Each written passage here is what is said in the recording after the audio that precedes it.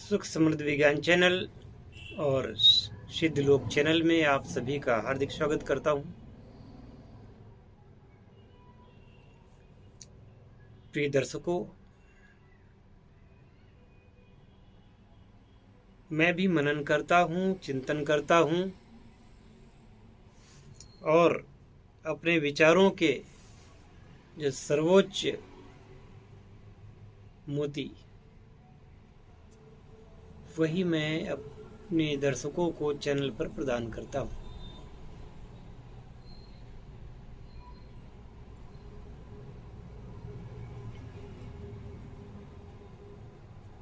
आप लोग कभी देखते होंगे बहुत सारे जगह पर मारण, मोहन, उच्चाटन, विद्वेषण, वशीकरण, आकर्षण, जाने क्या क्या।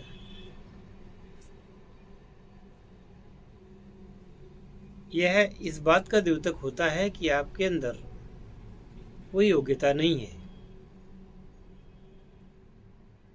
कोई आपका दुश्मन बना तो क्यों बना?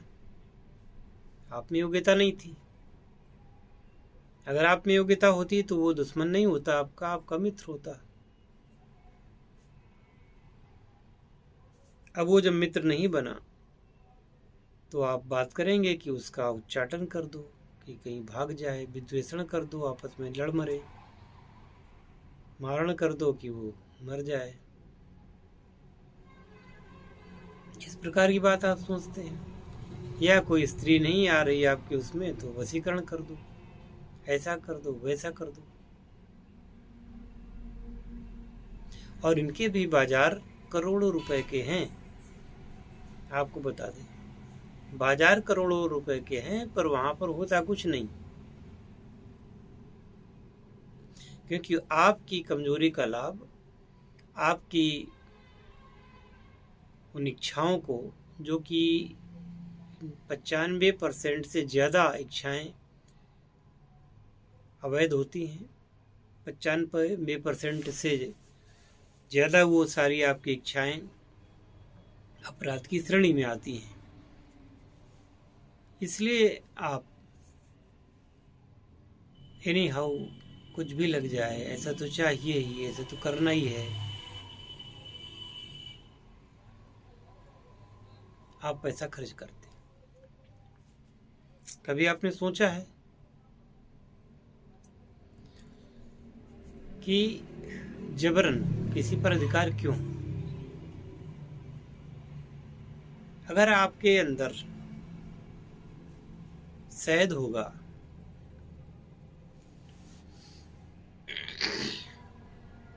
पराग होगा, तो मधुमक्खियां अपने आप आपके ऊपर बैठेंगी और मड़राएंगी भी।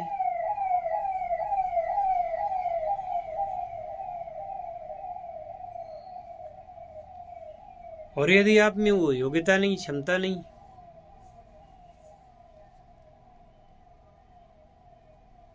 तो मधुमक्खी छोड़िए, मक्खी भी नहीं बैठने वाली है।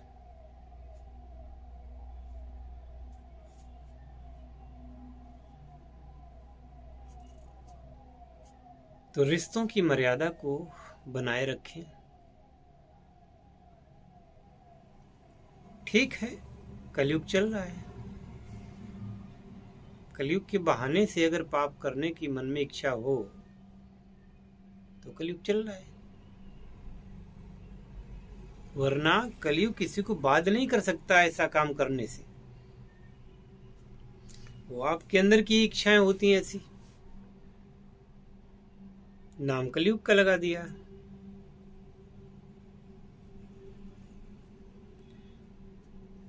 अपने वो आपके चाहे पिता हों, आपके भाई हों, आपकी पत्नी हो या आपके पति हों, जो भी हो, किसी के भी साथ यदि संबंध बिगड़ते हैं, मेरा ऐसा मानना है कि उसमें प्रथम दृष्टया दोष खुद का होता है, और उनका होता है तो उनका भी अपने लिए खुद का ही होता है। ये वीडियो मैं कोई एक आदमी के लिए नहीं बना रहा हूँ, सबके लिए बना रहा हूँ। आपसी सामंजस्य और ये सोच के चलना कि अगर मेरी महत्वाकांक्षा है, मेरी अगर मेरा आत्मसम्मान है, तो आत्मसम्मान और आत्म स्वाभिमान दूसरा व्यक्ति भी रखता है, लेकिन वो दूसरा व्यक्ति जो आपको हृदय की गहराइयों से प्रेम करता है, आप उसकी भावना को नहीं समझ पाते और लांछन लगाते रहते हैं। आपको इस बात का अंदाजा भी नहीं कि वो व्यक्ति कितना कुंठित होता है, कितना अपने आप को अकेला महसूस करता है, कितना कष्ट सहता है, पर आपको कुछ नहीं कहता।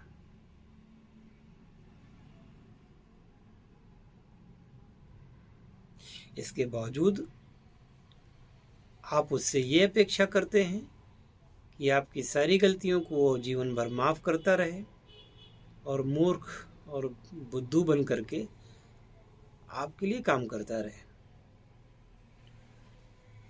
बदले में आपकी कोई उसके प्रति कोई आपका कर्तव्य नहीं है, सिर्फ उसके कर्तव्य हैं।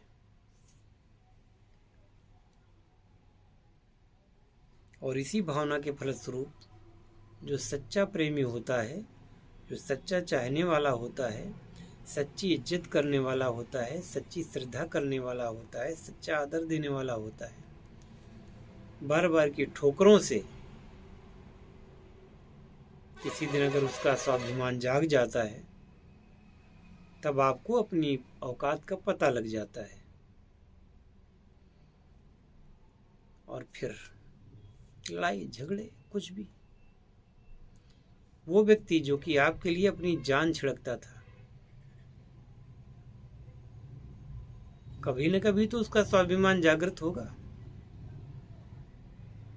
तब उसको दोष देने की बजाय यदि आपने अपने गिरबान में झांका होता तो आपका शत्रु बनता ही क्यों।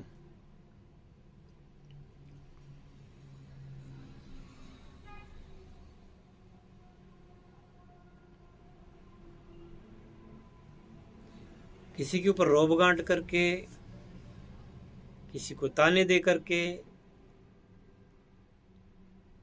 यदि किसी को अपना बनाया जा सकता तो संसार में सभी अपने ही होते, फिर कोई दूसरा नहीं होता। सच्ची श्रद्धा, विश्वास, प्रेम रखने वाले जब ये सब होते हुए भी वो प्रताड़ित होते हैं, तो फिर सभी अगर ऐसे हो जाते तो फिर तो क्या होता, वितंडावाद खड़ा हो जाता।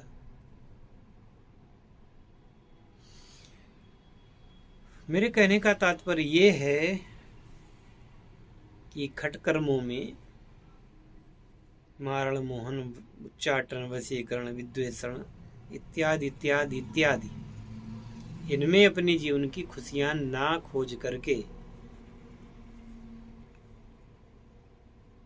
सच्चे मन से उस व्यक्ति के प्रति आपकी जो श्रद्धा है,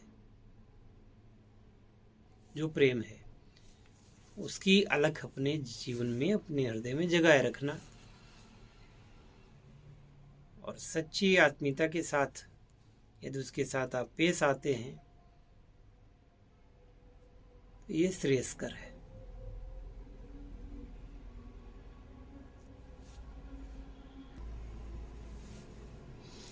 और इस प्रकार के खटकर्म करके आप पाते क्या है, अपनी इज्जत जो है वो गिरा लेते हैं।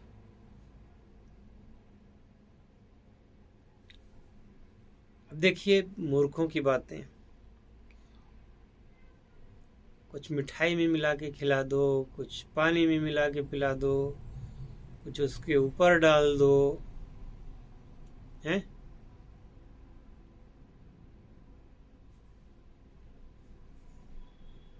इससे क्या हो जाएगा?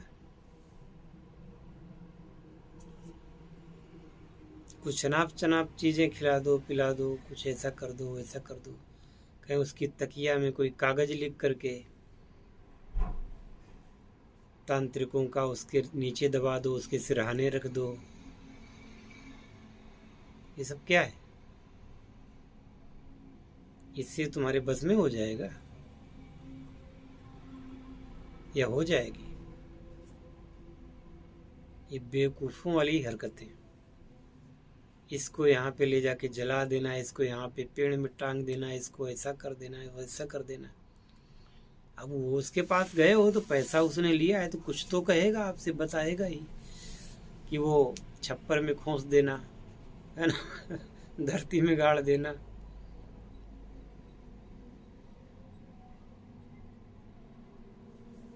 अब वो पैसा लेगा तो कुछ तो बोलेगा आपसे ना। मैं मानता हूँ कि इन क्रियाओं में शक्तियाँ होती हैं, लेकिन वो शक्तियों का दुरुपयोग है, शक्तियों का उपयोग तो नहीं हुआ। और पूरी दुनिया को आप अपने उंगली पर नहीं नचा सकते। मुंडे मुंडे मतिर भिन्ना, हर सिर पे नया दिमाग होता है, और कोई जल्दी जल्दी किसी के प्रति इतना भावुक या मानसिक रूप से उसका गुलाम हो जाए, ऐसा संभव नहीं है।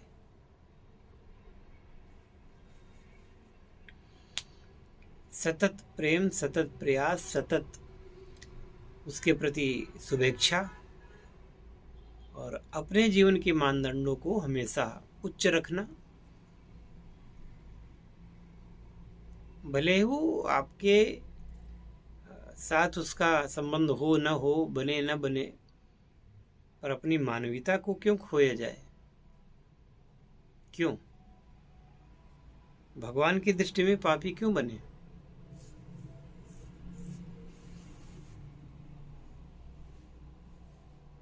आज इस बात की आवश्यकता है कि स्वयं को पहचाने। और स्वयं को पहचानने का मतलब केवल यही नहीं होता है कि अपनी शक्तियों को पहचाने, ये भी होता है कि अपनी गलतियों को भी पहचाने। अगर आज अपनी गलतियों को नहीं पहचाना गया तो कल उसके गंभीर परिणाम भुगतने पड़ते हैं। क्योंकि जब कर्मफल प्रभावी होते हैं, जब कर्मफल सिद्धांत के अनुसार जब सजा मिलने का समय आता है,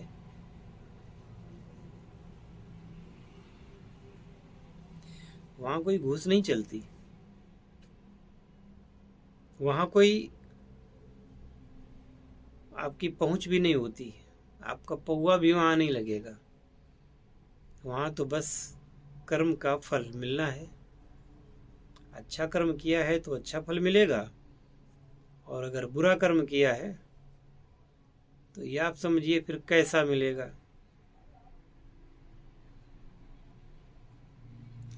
अब अच्छा है क्या है और बुरा क्या है, सच्चा कर्म क्या है और बुरा कर्म क्या है, इसका एक फार्मूला है।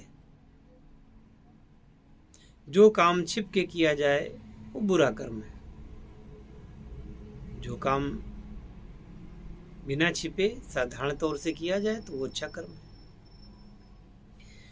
बुरा कर्म करने के बाद आत्मग्लानि होती है, मन धिक्कारता है। पहले भी काम करने के पहले भी मन कई बार धिक्कारता है, लेकिन व्यक्ति अपने स्वार्थ में अंधा हो करके उस मन की आवाज को नहीं समझता। और जब अच्छा कर्म करता है तो भीतर से आंतरिक खुशी होती है। दूसरे की सहायता करके आपको खुशी मिलती है, दूसरे की सहायता करके आप प्रसन्न होते हैं, प्रफुल्लित होते हैं,